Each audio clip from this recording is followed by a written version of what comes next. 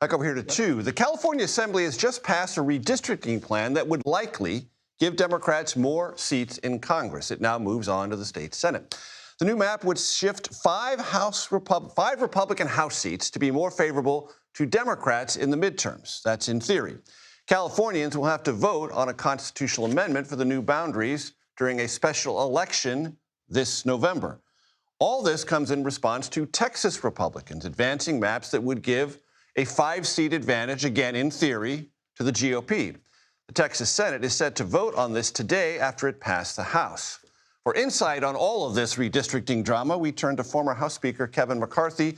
Kevin, I know you. I've known you for a long time. You loved House district lines. You study them carefully all over the nation, not just in California.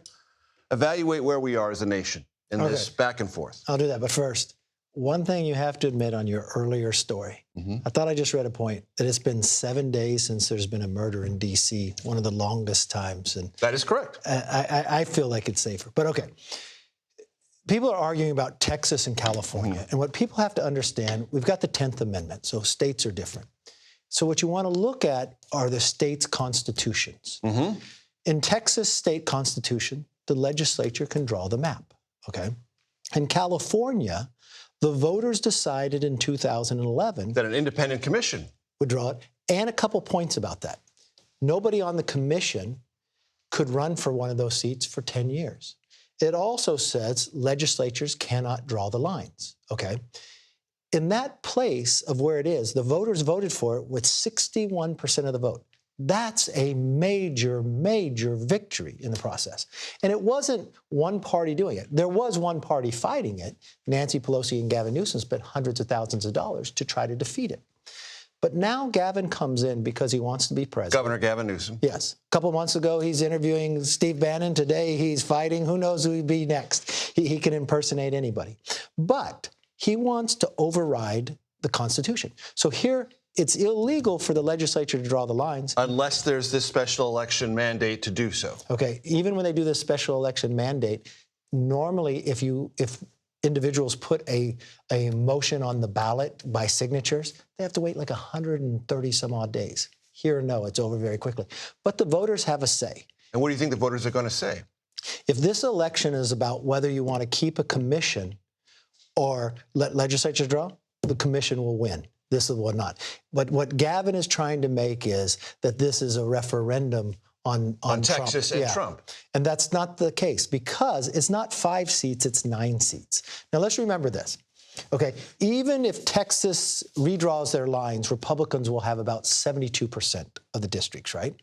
Currently today, and Republicans get about 56% of the vote in Texas. Currently today, Republicans get about 39 to 40% of the vote in California, and we have 17% of the lines, okay?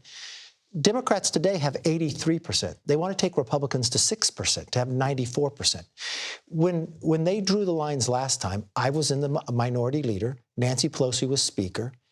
We went out and we won 5 more seats just in California. So what Gavin will do will take away the voters' ability to pick one side or the other. What in essence is the politicians are picking their voters instead of voters picking.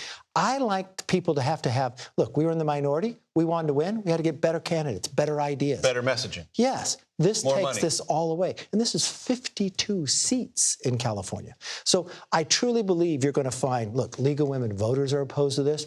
Arnold Schwarzenegger, the former governor who passes look, he's not Republican or Democrat. He doesn't like what Texas are doing or anybody else. He's just always has fought gerrymandering. He's out there very strong opposed to it. Charles Munger, who's just a good government person, he's out there. I think you're going to see all these individuals standing up. And when you listen to the hearing, the commissioners, who were Democrats, said, this is terrible what they're trying to do. On this program last week, someone I know you know, Kevin Kiley, was on. And he said, look, I've got legislation. I want Speaker Johnson to put it on the floor. Let's just do away at the federal level, meaning Congress passed a law saying we're not going to have mid-session redistricting. Let's just go with the lines that are drawn after the census. And then we're not going to do it for another census. Is that a good idea? Well, Democrats will probably say they don't want to do that, right? But lo and behold, they did that last time in New York. Right. Look. And if you look at Illinois, you know, Pritzker's got an F what they did. Right. So the Democrats are rising up saying, oh, my God, what's happening in Texas? This is going to go from one seat to the other. But, of course, Democrats point to North Carolina and say that the vote there's even, but the district lines are drawn to inordinately favor Republicans. Look, Everyone has a grievance. Ohio has to redraw. No, they redrew New York last time because they wanted to win the majority because Hakeem Jeffries comes from New York and he still couldn't win the majority. We kept it, okay? This is the problem. Gavin's doing this not because he wants to win the majority. He wants to be the nominee. So he decided interviewing Charlie Kirk and Steve Bannon wasn't going to get him there. So now he says, I'm going to try to take on a personas different. I'm going to show I'm fighting, and I'm going to go against the Constitution. Could that slope on his face? Yes, it could. He's done this before, meaning he's put another initiative on the ballot to try to hide from the voters. I trust the voters. Let's have the voters decide as you well know, to keep the commission or not. California Democrats say, look, you're complaining about a special election. You guys tried to recall Gavin Newsom. That was costly. I didn't do that. No, but other Republicans pushed you to do that. No. Individuals, because we had Hiram Johnson back in the day.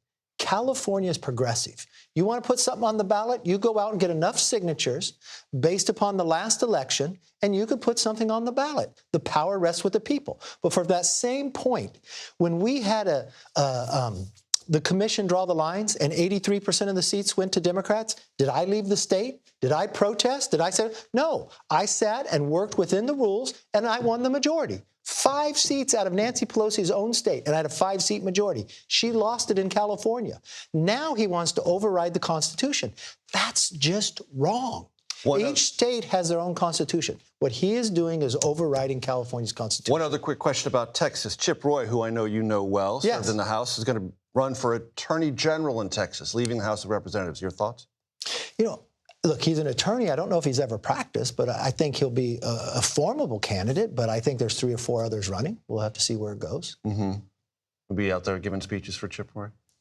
I'll be out there. Answer to that, ladies and gentlemen, no. Kevin McCarthy, pleasure. Pleasure to see you.